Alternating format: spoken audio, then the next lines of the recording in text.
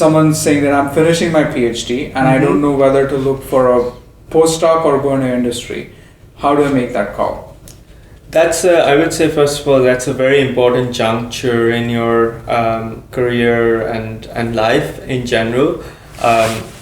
From my perspective, my suggestion would be think hard whether you wish to become an academic or not.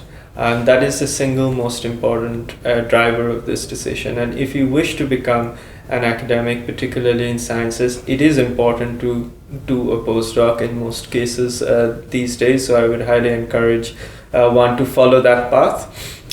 If, however, the decision is kind of clear that if an individual wants to move outside of academics, then the sooner you make that transition, the better, and it's best not to kick the can down the road.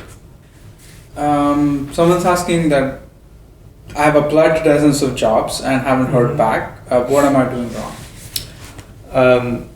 I would say, first of all, perhaps you are asking the wrong question. It's not necessarily about what we are doing wrong, but also about what is it that the market demands. I would say that's how to best frame and think of this sort of a situation. At the moment, it is true that in various geographies, the job market is going through a bit of a difficult period. Hiring in various industries might be a little bit lower than what we saw immediately after the 2021 COVID pandemic situation. So hang in there, but also try and find out what is the market valuing at the moment and what do you need to do to deliver that, whether that involves getting some new skills or maybe phrasing your skills differently in a language that the market understands. So do that research and don't lose hope. Someone's asked, I feel like I'm the least qualified person in the room whenever I leave academia. How do I get over that? Oh, I would say that's very common. Back in my PhD days, we used to call this the imposter syndrome.